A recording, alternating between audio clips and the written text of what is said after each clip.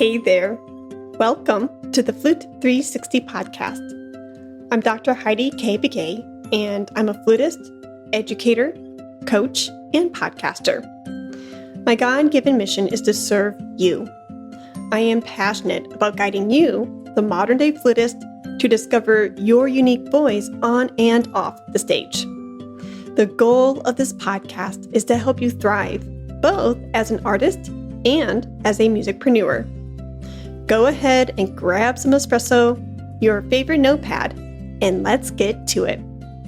Today's episode 290 is titled Natalie Van Slyke's Flute 360 Transformation.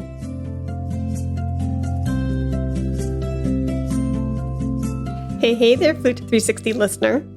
Are you attending the National Flute Association Conference from August 1st through 4th, 2024?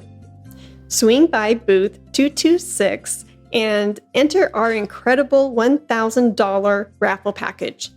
The prize includes a flute lesson, a coaching session, 6-month access to the Flute 360 Accelerator Program, Tier 3, which is our top tier, a Flute 360 mug, a t-shirt, flute cloth, and a canvas bag.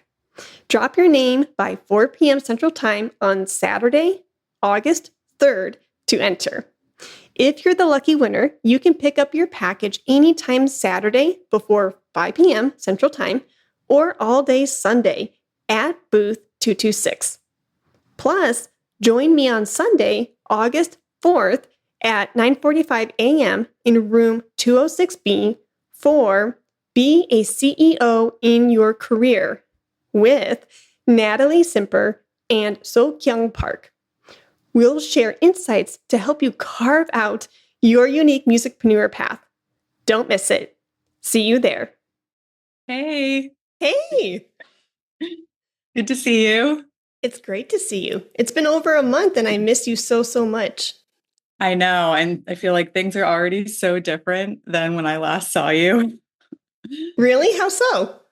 Well, I think just knowing all the change that's coming for me and our move to Chicago and watching our home just completely shift. No more couch. There's an air mattress up there now. So yeah, the reality is hitting. It is. Yeah. Yeah. But it's exciting. Well, you always look so beautiful, but today you look extra gorgeous. I love that yellow on you and your hair is just so cute. Oh, thanks. Yeah. I wanted to flare it up a little bit today. 360 flare. Yeah. And my boyfriend was like, you need a plant in the background. So he put this peacefully back here, just in case. I love it. Well, much better than my setup because I've got stands and pianos and all that, but it's all good. But I'm so glad that you're here and I can't wait to catch up with you and pick your brain. So thank you for carving out time for me and for the 360 listeners. Yeah, of course. Yeah. And I saw that you got a kitten recently. Yeah. Yeah. My excuse was Hendrix needed a friend. Because the other two, yeah, it really was. Although I really adore her and love her already. It hasn't been a week yet, but she is so sweet and she's taken to Hendrix very, very well. And so it really, truly is Gizmo's and Lexi's fault because Momo and Lulu, they just go off and they do their lovebird pairing. And they literally made Hendrix feel like the third wheel. And he was sad and he was mopey. And I'm like, no problem. I'll get you a friend. Oh, yeah.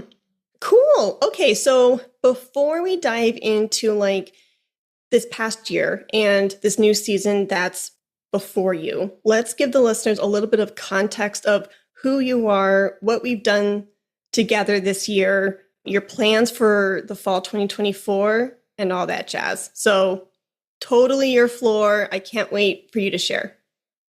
Yeah. So Heidi and I started working together about a year ago and I kept going back and forth on what I was going to do. But finally, I found some clarity and committed to applying to grad schools again, since it was my second time going through the process. And I just found a lot of support through working with you and felt a lot more confident within myself. And now here we are, and I have a full scholarship to Roosevelt University, and I'll be starting there at the end of August, hence the move to Chicago in about a week. Before that, I started grad studies at the University of Oregon, but ended up leaving after only a year, kind of going backwards, I guess, here. Before that, I took some time off, moved out to Oregon to live with my partner during COVID. And further back beyond that, I went abroad to Thailand, taught English there, was sort of questioning if I wanted to go back into music. And then at that time is when I realized, again, that's the only thing I have really. And there's nothing else I can do. So found my way back to it. Got my bachelor's at Boston University for flute performance. That was also a little bit of a bumpy road because I got rejected from all of my universities that first try through and went to a community college my first year and then reapplied again. So my journey has definitely been maybe a Flute 360 journey of things looking a lot different and not turning out the way I expected. But I think I've definitely learned a lot. And now I get to be here talking about it with you. And it feels like I was thinking, well, how is there any better way to like wrap up studying with someone? I mean, it kind of feels fulfilling for myself and for both of us, but then also for some people to be able to listen and also kind of learn along with me too.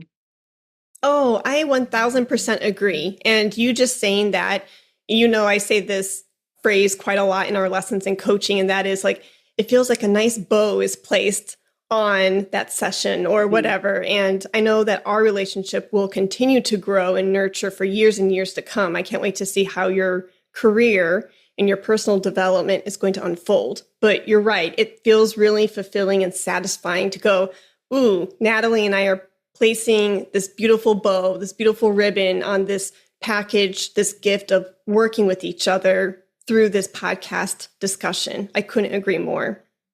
Mm-hmm. Yeah, this is like the ultimate bow. The biggest Yeah, bow you can get. I love it. Oh my goodness.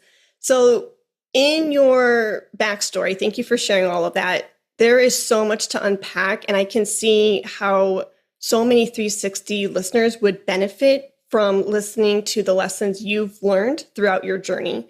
The first topic that you brought up that I want to help the 360 listener with is you mentioned the rejections initially through your collegiate years.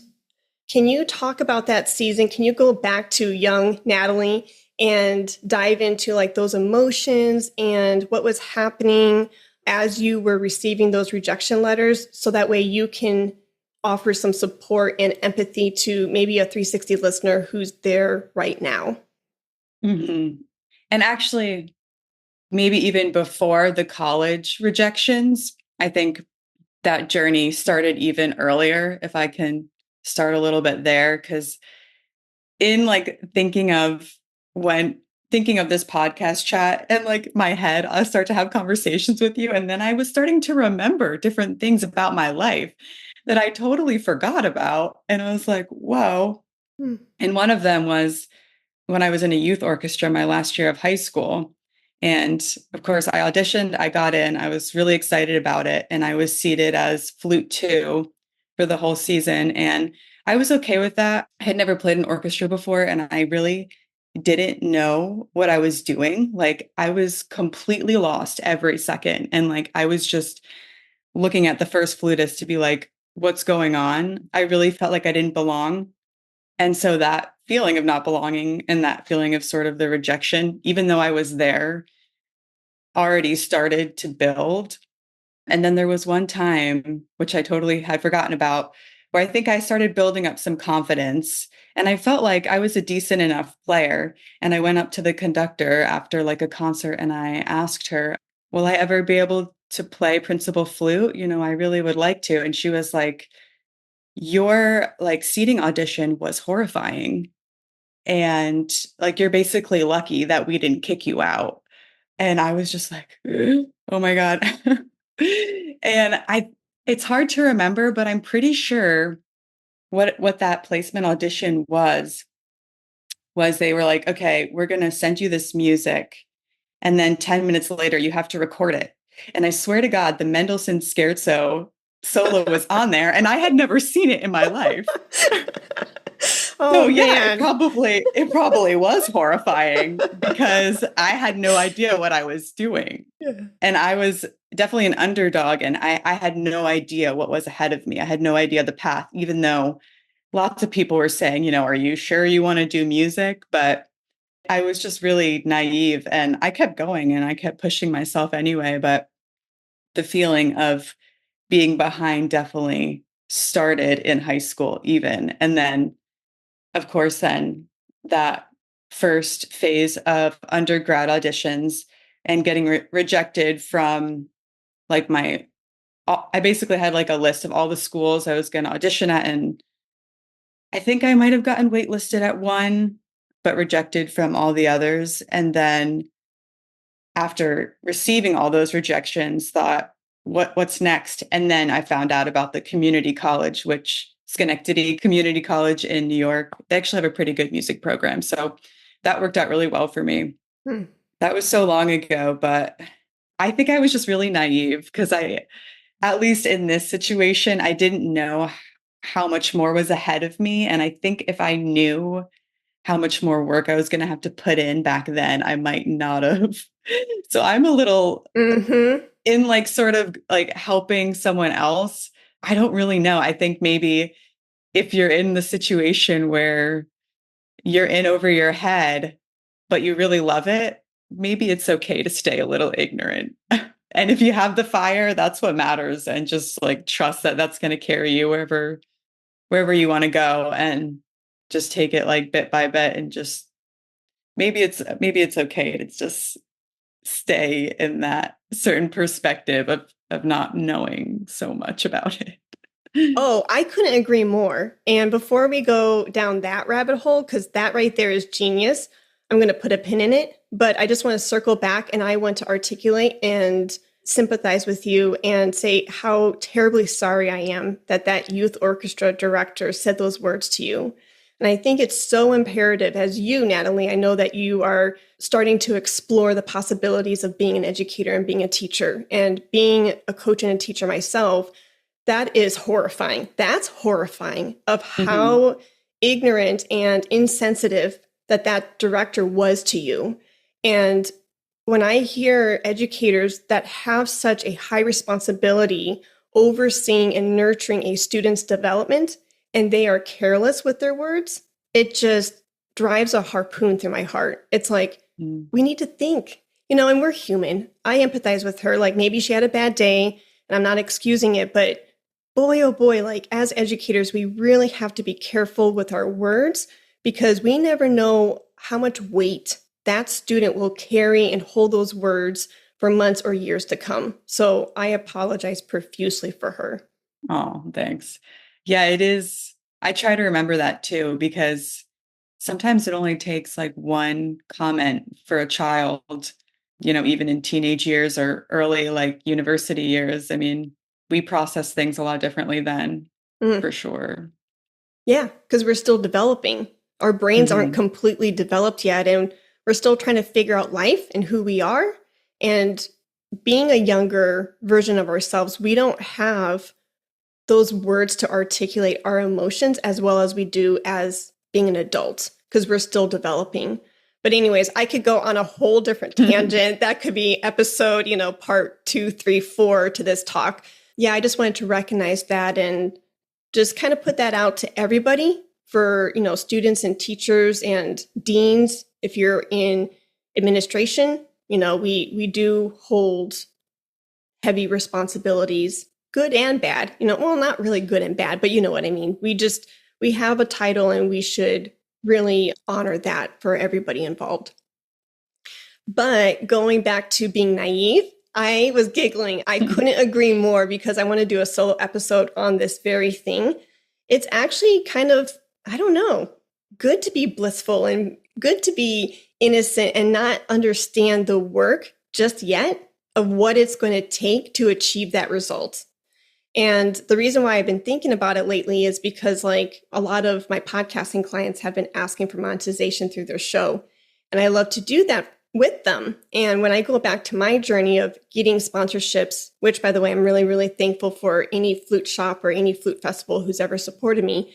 When I go back to that first sponsorship, I think how often people are like, well, what made you knock on that door? What made you say, hey, Haynes, or hey, Powell, write me a check? And I was just like, I wanted to try. I had no idea what I was doing, and that ignorance was kind of blissful. And it served me well in that moment, because if I really knew what was going to be asked of me up front, I would have totally shied away. I would have totally been like, heck no, that's way too much. And I would have shut that door before it even opened. So I'm glad that you brought that up. Yeah, I think in a way I just sort of learned that right now. Because I'm usually hard on myself about that still. But I'm like, wait, yeah, let's own it. Yeah. Yeah. So if there is a listener listening to this and they are getting the rejection letters, what is the one tip that you would offer them? Is it, hold your head up high, tomorrow's a new day? What really helped you get through that season for you to say, you know what? And it sounded like you almost, and correct me if I'm wrong, but it almost sounded like you kind of put up your blinders in a way. And you said, yeah, okay, yes, I'm getting these rejection letters, but c'est la vie, I'm going to go and do the next thing, community college, and then we'll see what happens next and where that leads me next. So can you walk through your thought process a little bit? Yeah, there's a lot of different ways about thinking about it all, which I've been trying to explore. But ultimately, I think trying to have these different perspectives, though in the moment, having a certain thought like it's not personal, whatever, I can think that and believe it for a minute, but then the doubt always comes back. So I think really the ultimate thing that has helped me is just coming back to the feeling of really loving music. And when you're really in that like flow state and really feeling connected and just feeling, whether it's by yourself or maybe it is performing with other people, just getting that like really rewarding feeling from it, even just a glimmer. It's such a strong emotion that I think that's the only thing that could really keep reinforcing like my dreams, basically. So if I'm take some time to improvise and record it and then listen back, it kind of just like adds more fuel to my fire. Or even if I'm just listening to any kind of music and I'm really like connecting with it and I start singing along with it, just having that feeling to keep me going. And through the more recent rejections with grad school, I actually really found, and this one was hard. It does not get easier for me with the more rejections. No, it doesn't make it easier. And this year it took like 3 months. I don't remember. It was like twice as long as I thought it was going to be to get all the results back. And that was extremely hard. I kind of went into a little bit of a depression funk. But what I learned actually from that is once I felt like I was getting lower on the ladder, I started like jazz singing and scatting when I was by myself. And then it was like, whoa, I was back at the top of the ladder. And it was like, this is what makes me feel better. And that's not playing the flute, but it's music. So it's connected. And I've always loved singing, maybe even more than playing the flute. So I kind of consider, I think, flute playing and singing just to be almost like one and the same when it comes to just being able to express. So just figuring out what it takes to connect to that feeling. Ooh, I love that. Yeah. Remembering your why, that's what I heard, and finding some sort of hobby or creative outlet for you to express yourself, whether it's through the flute or a different instrument or art, that can be a really great stress reliever. Yeah. Yeah. It's not enough to just think the words or remind yourself, but actually you have to channel that feeling. Mm. You know, you would probably really love this. And I just learned about it through this Chinese medicine podcast that I listened to a few days ago. And this expert in Chinese medicine was talking about how the heart and the tongue are connected. So when you are stressed, he was really encouraging people to express your heart because it's connected to the tongue. So if you can articulate your fears, if you can articulate your wins, if you can articulate the season that you're going through, your heart is going to be happier. The blood's going to flow better because you're releasing it out into the world. And that's what that nugget reminded me of what you just expressed. Hmm. Yeah, I could see that. Singing and flute playing definitely related to the tongue. Yeah, right? That may be a good reminder, full circle back to Scherzo, Mendelssohn, that may be a great practice routine for double tonguing and stuff like that. Yeah. So let's then fast forward. You did get a bachelor's degree in music. So you did conquer the thing that, initially people were saying, what are you doing? Da, da, da. And even you surpassed your fears, in this realm, and you accomplished your dream. You have a bachelor's degree in music, and now you're pursuing your master's degree. So then let's fast forward then to, you said, the master's of music degree, and the audition going through the process this past year was also very stressful, receiving those rejection letters. So good for you to find an outlet for you to express yourself and to calm yourself down. So I saw, as your friend, teacher, mentor, I saw a lot of transformations from you this past year. So I could go off and rattle off, all of these transformations and lessons that I saw you take on and you learn. But of course, I want to hear it from you. So if you could, I don't know, I don't even know where to start because we unpacked a lot this year, right? We went through a lot together. And I think the reason why we went through a lot together was because our time together wasn't just playing the flute. It was really cool to be able to mentor you through coaching and to see you really blossom in the accelerator program. And so I really want to dive into the season when you were toying with, what do I do next? Because I remember, as your friend, I remember you going, well, I could maybe study this, or this, or do I do auditions, or do I go back to school? It was a roller coaster. 1 minute you were going to go do this, the next minute you were going to go down path B. And I'm like, which way is she going to go? So walk us through the different options you had on your plate and what ended up helping you decide, okay, I'm going to pull the trigger for this and I'm going to start taking action to receive that clarity towards X goal. It feels so long ago, even though it wasn't. Because you're right, I was envisioning myself basically becoming a whole different person than I'm on track to now. So, but I think the biggest option was music therapy. That's what I was considering the most. And looking at those programs, I'm not sure if I could remember what other options. I don't know if you remember. Yeah, I remember you thinking, well, maybe I don't go back to school. Maybe I just do competitions and auditions. Right. I don't know if you thought there was validity in going back to school, or I don't know what your thought process was along those lines. But I know music therapy programs and the research that you wanted to do, that was important to you during a certain time. And so I just saw you as your friend. I just saw you laying out the different options and really playing with all of them, which is great. It really is great. But I think at some point, and I've seen this with other students and other clients, it's so important just to go ahead and take that action.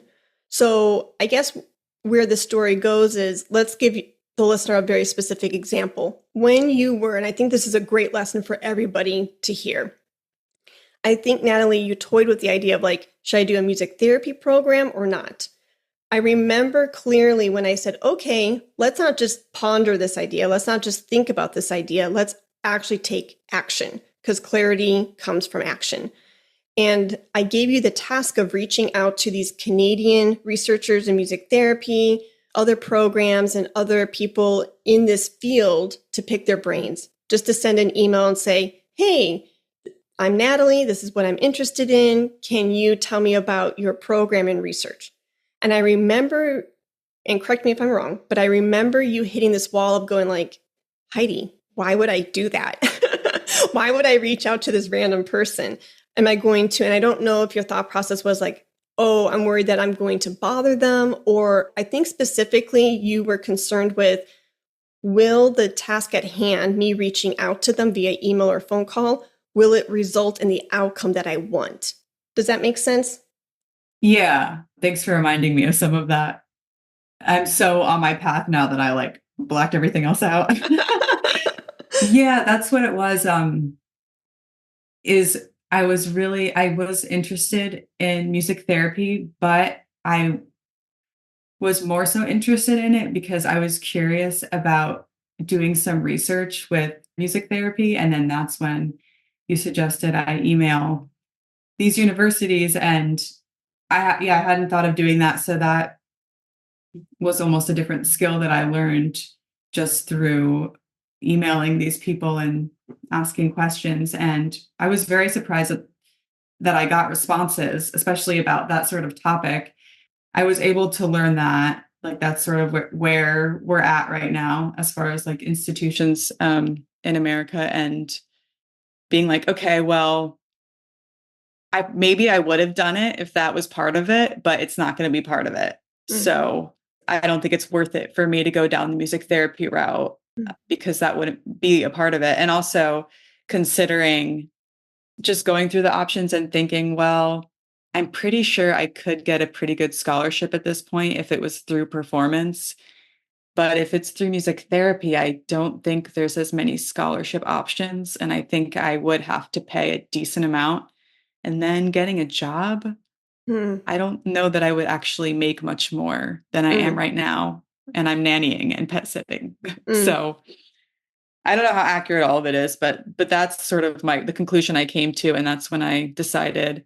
And also I do think I'm meant to be a performer. It's just that it's really scary. So of course, if I can skirt around having to do the scariest stuff, then it would be nice to just stay out of the spotlight, I guess, and not have to do competitions or auditions. Part of me would be a little relieved. But then also, I think a really big part of me would lose my purpose, because I think that is sort of what I meant to do. Part of me wishes that's not what I was meant to do, because it's so hard. Yeah. Going through auditions and the whole 9 yards. Yeah. No, and I think it circles back to this beautiful, remembering your why, going back to your collegiate years and saying, you know what? Yes, this is what the naysayers say right now, but I believe in myself. And I know that there's something inside of me to share through music and flute playing or your improv or voice. This is who I am, and I can't deny that. And I need to be in this industry and be in this zone for me to feel creatively fulfilled. And so I think at the end of the day, when you finally decided, well, not finally, but when you came to the conclusion of like, maybe that's not me. Maybe these music therapy programs, that really truly isn't me. Maybe I was looking for a way out, like easy, not that it would be easy, but an easy, path B or path C. And in a way, I think you were at some point denying yourself and denying your path that really was calling you. And yeah, it's frightening, but I am so proud of you because I watched you come back and be courageous and brave and say, no, this is who I am. This is the work that I want to do and the work that I want to pursue. So bravo. And then when you made that decision, then you were clearly focused on, okay, graduate school auditions, here I go, boom. Yeah, it's hard to say exactly what led to that final decision, but first of all, it was a finally moment. It felt like a roller coaster. But I think part of me making that decision, I think, had to do with the support I felt from you, Heidi, because that was a really big part of this whole last year working with you, like we discussed with like that conductor and then some other toxic teachers that I've had in the past.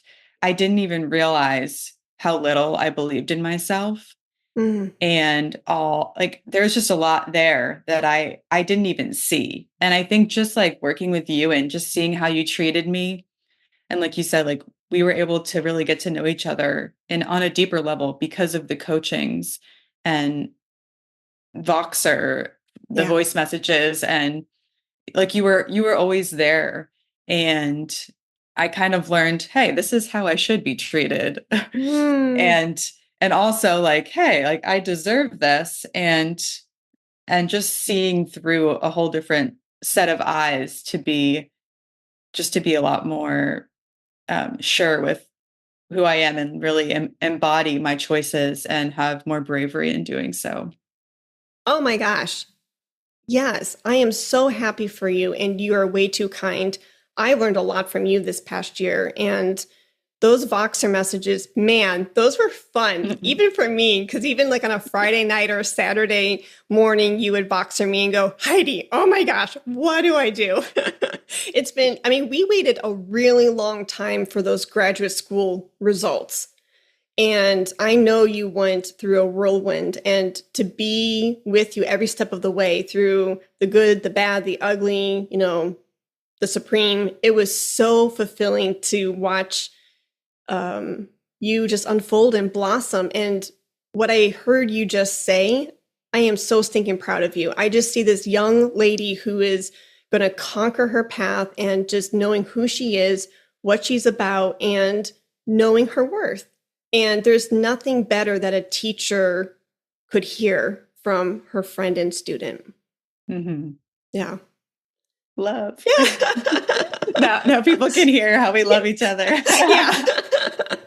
Oh, shoot. I love it. No, and and I think for you then to, and even just your demeanor physically changed on the screen. You just lit up, and just when you said, like, I understood my self-worth, and this is how, education should be. And this is how I should be talked to and treated as another individual. And now you get to carry that onto your studio or your colleagues in the orchestra. And that ripple effect is huge. It's huge. And that's the Mm-hmm. power of relationships. And that's the power of education. And that's why I'm here, because I love seeing those transformations. I'm so proud of you. I really am. Mm-hmm. Oh, thanks. Yeah, I've maybe more recently, like within the past year, I've gone back in my head to certain situations with other teachers and thought instead about if I was who I am now back then, what would I have said? What would I have done? Because I always just stayed quiet. Mm, I thought that was the respectful thing to do. If a teacher is literally telling me who I am to my face and it's completely inaccurate, I'll just be like, okay, like I won't say anything. Like, yeah, I have so much respect for you, even though you're telling me that I'm like disrespectful, that mm, I'm not even disagreeing with how you're wrong about it. It's so ironic. But mm. anyway, I've replayed those and kind of figured out how I would act. And I get the feeling that I won't be in those situations anymore. But if I am, I think I have the courage now to be like, sorry, Mm, you're wrong. mm, This is who I am. And if mm. you can't see that, I don't need to work with you, Yeah, but yeah. I don't think I'm going to have that problem. No. Yeah. No, and you're right. And this brings up a really real topic. And we have not really talked about this through the podcast. And it's finding that balance of when to speak up for yourself and how you do it in a very kind and honest way. And having that courage to articulate your feelings in the moment and say, you know what, something's not right. And I need to voice my opinion, and I need to voice this for myself, because what you're doing to me in this moment is not okay.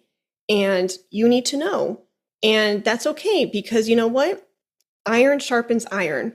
And we're all in this learning process together. And good for you to say, again, I'm being redundant, but I just really needed to say this. And that is like knowing who you are. And that's why I really believe in working on you, the primary instrument. You are Mhm. Natalie or Joe or Sally, you are the primary instrument. And then the flute, the voice, the guitar, that's just an amplification of your heart and your mind and your self worth. And that's who you are being amplified through this beautiful silver tube. And I think that's why this year was so transformative for you because a lot of our coaching, yes, it was like the graduate audition process. Yes, that was the task at hand, but there were so many layers underneath. It was unpacking things that, past teachers said to you in toxic environments in the past and reinstilling that belief in your being so you can tackle on this season that you're currently in. And I think that's the truth for a lot of us. Past memories, good or bad, they may resurface as you're preparing for the next season. And being brave and being courageous to say, okay, I'm going to sit with these emotions. I'm going to unpack this. I'm not going to avoid it and push it under the rug. I'm going to tackle it head on and really see, the lesson that I can learn from this person or this environment or Mhm. this season.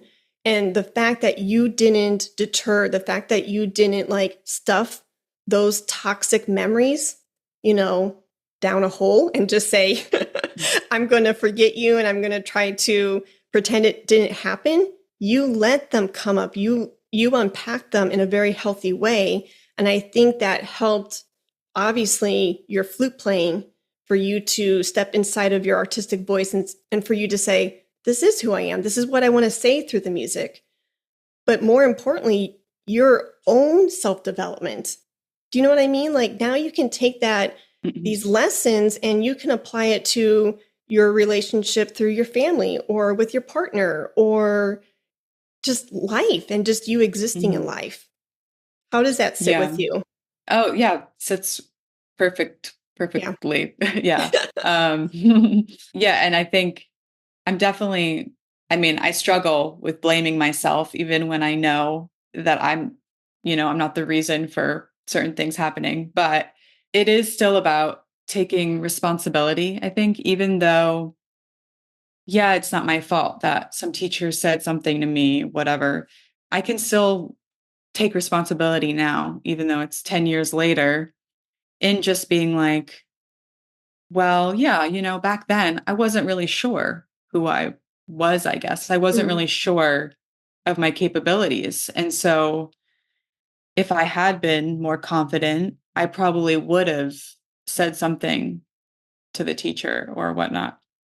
And I won't kick myself for that, but just even being able to stay open and look at it from that perspective, I think is really helpful in moving forward and in like healing from those experiences. And even this morning, I was thinking about how for so long I was really looking at myself as an underdog. And once I was at Boston University, I felt like I was like the ugly duckling. I was the odd one out. I felt like a lot of the other students had maybe a similar energy in my teenage-ish years, whereas I was wearing ripped jeans and I was in my senior year living with a bunch of boys in this house in Alston at this house venue called the ER. Back then, we had a bunch of concerts in our basement. And so it was pretty disgusting house. And yeah, lots of people were coming through. And I started writing my own music. And I mm, had my band called Azula Azizi and starting to perform in the basement and just live this other lifestyle. And I knew that there's no way any other flutist in this studio is doing this sort of thing. And even in my senior year, I had joined the jazz combo at BU. And I think that last semester, maybe I had to choose between doing jazz or being in flute studio. And so I talked to the teacher that was running it, and she said, all right, you can come to the first like 30 minutes of flute studio and then leave, basically missing most of flute studio for that whole semester so that I could go play jazz. Hmm. And of course, that made me feel even more like an outcast. Hmm. But like I said, this morning I was thinking about this and I was like, I made myself the outcast. Like, yeah, I was doing things that were different, but never once were these other students unkind to me, like they were always very nice. And I made myself feel more outside of the group than I think maybe I was actually being perceived. So, Hmm. yeah. Interesting. That's really Mhm. interesting. Maybe that's why they say, like, when you, not that you are pointing at them, but you know how, like, when you point to somebody and they say, notice how many fingers are being pointed to that individual that you're looking at and how many fingers are being pointed back at you. A lot of times we are our biggest critic. We get in the way of ourselves more oftentimes than not. And it's good to do some self-reflection. And yeah, man, you did a Mhm. lot of pondering before today's talk. I'm telling you, Yeah. it's fueling my Yeah. mind is like, blah, blah, blah, blah. Yeah. What's the maximum amount of healing we can do leading up to this podcast? I love it. That's very Natalie. It is. Yeah. Yeah. No, that's great. I love that. And we could talk about this for part 3 of the podcast too. You brought up another very interesting topic, and I'm glad that you did. And that is really owning who you are. You mentioned, the jazz, and that was something that you found solace in. That's something you really love doing. And you felt like at the same time, though, it made you the outcast. So it's really interesting because now we're going in, and like I'm very supportive of flutists thinking of themselves as this modern day flutist and really owning their own path and their individuality. And so I think now we are in a music culture. I hope so. I think so, where we say like, oh, I'm a flutist and a jazz artist. I'm a flutist and I improvise. I'm a flutist and a singer. And I think our industry is starting to accept these different hats that we wear. And for that, I'm really thankful because how beautiful. I mean, it's just different colors of the rainbow, and we don't all have to look the same. So I can't wait to see how your career unfolds because, yes, the goal is to be an orchestral flutist, but I can see you having all of these different paths and all of these different creative paths, kind of like a spider web where you have like jazz over here and singing over here, but it's still at the same time all very much connected. And how much of a beautiful thumbprint are you going to stand out among your peers from the orchestral world? People are going to be like, oh, that's Natalie, who's principal flutist of blank symphony, but she also does these different things too. On the weekends, you can check her out at this cafe, this pub, etc. And I think that is so wonderful. And I can't wait to see how that not only unfolds for you, but how that unfolds for the listener or any flutist who's considering really being a trailblazer of their own path. Yeah. And again, working with you definitely helped me see that it's okay to do more than one thing, which sounds a little insane, but I definitely have been stuck in like a very linear Hmm. mindset. I'm trying to remember what that's called the scarcity mindset. I think Mm-hmm. that's also part of it too. Mm-hmm. Yeah, of being like, well, I can't have all of these things, but Mm. then you end up limiting yourself. But seeing you and, you have your multiple businesses and Flute 360, right? It's in the name. So it's like, then I'm able to see. And then also once I became aware of all the Mm. possibilities, then I'm on Instagram and I start following more flutists and I start seeing, whoa, all these other people Mm-hmm. are doing all these things. And then even recently, I can't remember the names, but there's like this one drummer I found on Instagram and he does like covers of classical pieces just like on the drums. And I'm just like, oh my gosh, like this is all the stuff that I wanted to start happening, and it is happening. So yeah, we are completely changing the classical world, like Yeah. whether or not we see it in front of our faces. And even just knowing that makes me feel more like I fit in. I love that. Yeah, there's this percussionist and pianist that I follow on Instagram too. Maybe it's the same person, but I'm getting into my bird watching era. And he imitates bird calls, whether it's through the piano or through a percussive instrument. And then he will actually notate the bird chirps and the different calls on a musical score. And he will show that excerpt on the screen as it's going by. He's playing it, and the bird is actually the main composer of the song. And he's just imitating through these different instruments, which I think is really cool. So yeah, just get off the page and find your element, find your zone that really makes you feel fulfilled. Yeah, I love that. So I know we covered a lot, and I know that you are super busy getting ready for Chicago to study with Mimi. You're going to be studying with Mimi in the fall, and I'm so, so pumped for you. I know we covered a lot between collegiate applications, graduate applications, auditions, finding yourself, honing your own voice, and unpacking all of these different, lessons and owning your self-worth. Is there something that you want to leave the listener with? And speaking of our beautiful wrapped up bow, we're going to wrap up our amazing conversation with our satin, maybe yellow bow, since your beautiful shirt is. Yeah. Yeah, I guess this is sort of, I'm thinking shameless plug, but it's not really for myself.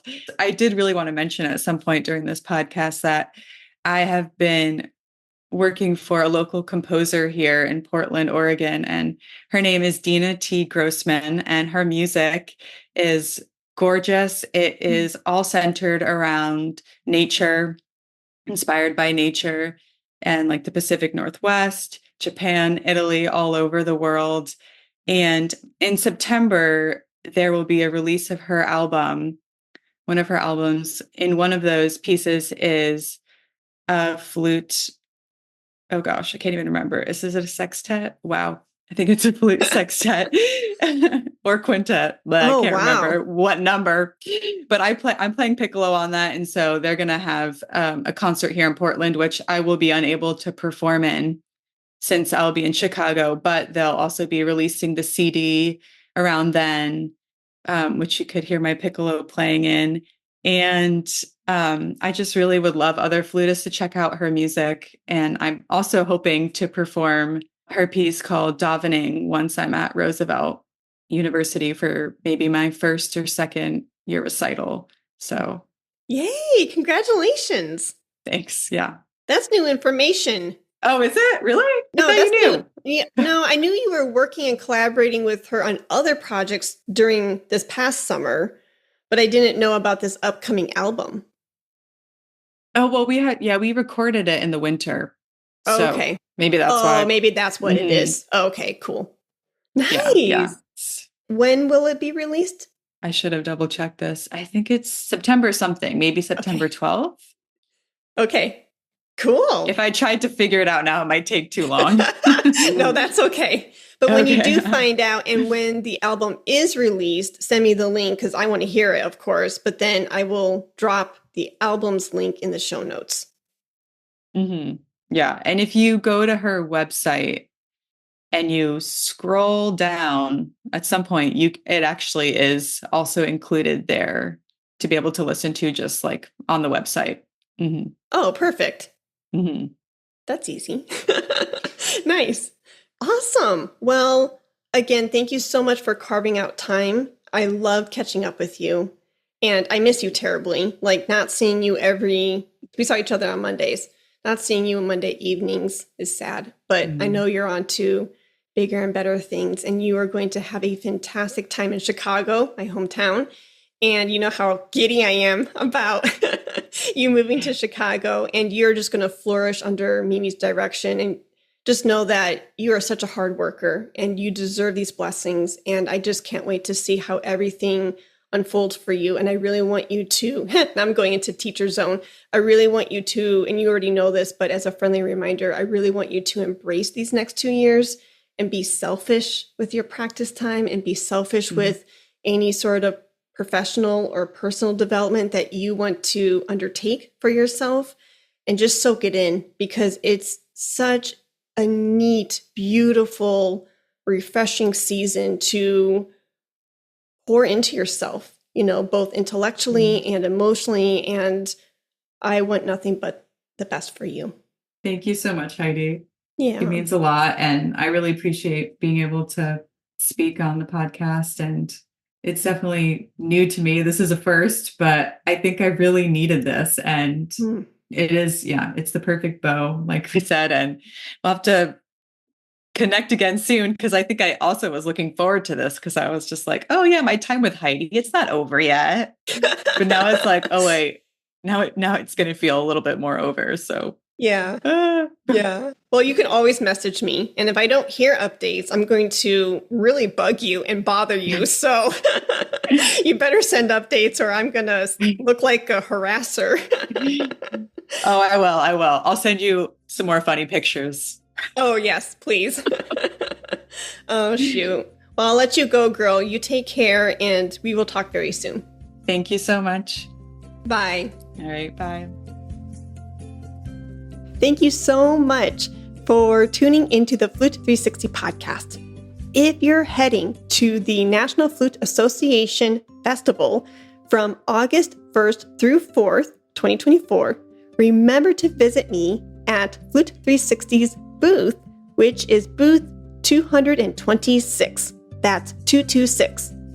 Enter our $1,000 raffle package to win amazing prizes and offerings, including a flute lesson, a coaching session, 6-month access to the Flute 360 Accelerator Program, which is Tier 3, and more. Submit your entry by 4 p.m. Central Time on Saturday. And mark your calendar for Sunday, August 4th at 9:45 a.m. in room 206B. I will be co-presenting with Natalie Simper and So Kyung Park. Our presentation is titled, Be a CEO in Your Career. We'll share the goods to help you create your unique musicpreneur path so you can be a trailblazer. See you there, and happy fluting. Let's talk about flute.